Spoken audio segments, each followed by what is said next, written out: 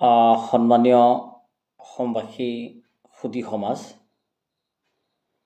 আজি এটা বিশেষ ভিডিঅ' বাৰ্তাৰ জৰিয়তে কেইটামান কথা ক'ব বিচাৰিছোঁ। প্ৰথম কথাটো হৈছে অসম সাহিত্য সভাৰ অধিৱেশন পাঠশালাত হৈ আছে আৰু উক্ত পাঠশালা অধিৱেশনত অসমৰ বিভিন্ন জনগোষ্ঠীয় সংগঠন ছাত্ৰ ইউনিয়নক আমন্ত্ৰণ জনাইছে। প্ৰতিটো সংগঠনৰ প্ৰায় সভাপতি সাধাৰণ সম্পাদকসকলক উক্ত আলোচনা চক্ৰত আমন্ত্ৰণ জনাইছে। বিশেষ কথাটো এইটো যে ইয়াতে সংখ্যালঘু জনগোষ্ঠীৰ এটা বৃহৎ ছাত্ৰ সংগঠন সদৌ অসম সংখ্যালঘু ছাত্ৰ ইউনিয়ন, চমুকৈ আমছু। মই যিহেতু আমছুৰ মুখ্য উপদেষ্টা পদত নৱনিৰ্বাচিত এজন বিষয়ববীয়া,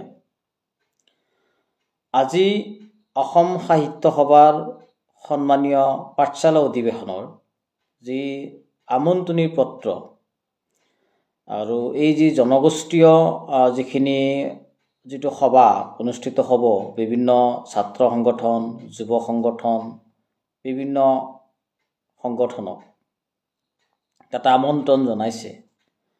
প্ৰায় 19ৰ পৰা 20টা সংগঠন আৰু প্ৰতিটো সংগঠনৰ সভাপতি সম্পাদকসকল।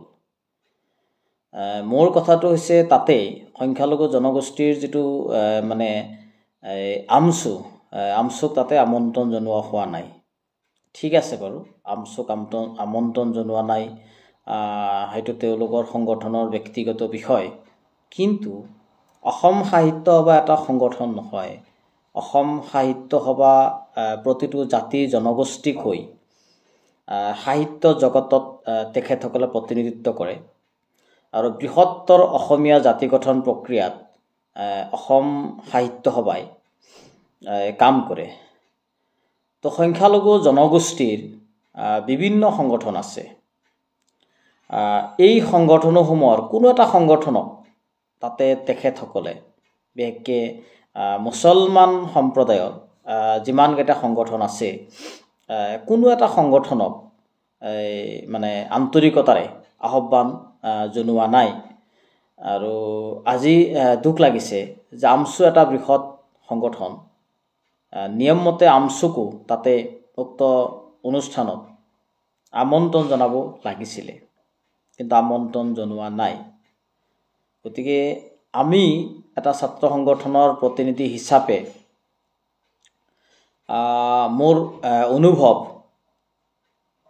যে অসম সাহিত্য সভাই পাকে প্ৰকাৰে এটা বৃহৎ জনগোষ্ঠীক আওকাণ কৰি তেখেতসকলে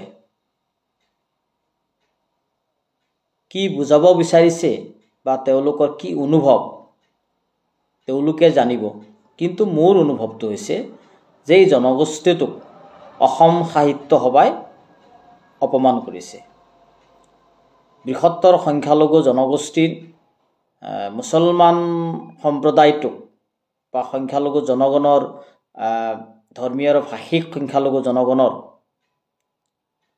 মূল সংগঠনসমূহক আমন্ত্ৰণ নজনোৱাটো আমি ভাবোঁ অসম সাহিত্য সভাই এই জনগোষ্ঠীটোৰ প্ৰতি অন্যায় কৰিছে, বৈষম্য কৰিছে। তাৰ কাৰণে এই ভিডিঅ'টোৰ জৰিয়তে অসমৰ সুধী সমাজক ইয়াৰ ওপৰত তেখেতসকলৰ মতামত ব্যক্ত কৰিব বুলি এই বাৰ্তাটোৰ জৰিয়তে আহ্বান জনালোঁ। আৰু একেলগে আমি ভাবোঁ যে এই ভিডিঅ'টো যিহেতু সামাজিক মাধ্যমত এৰিম, গতিকে যদি অসম সাহিত্য সভাৰ কোনোবা প্ৰতিনিধি এই ভিডিঅ'টো চায়, তেখেতসকলেও তেওঁলোকৰ নিজৰ স্থিতি স্পষ্ট কৰিব বুলি আমি এই ভিডিঅ' বাৰ্তাটোৰ জৰিয়তে আহ্বান জনালোঁ। আমাক আমন্ত্ৰণ জনোৱা নাই, তথাপিও আমি আমাৰ ফালৰ পৰা অসম সাহিত্য সভাৰ পাঠশালা অধিৱেশনৰ প্ৰতি শুভেচ্ছা জ্ঞাপন কৰিছোঁ,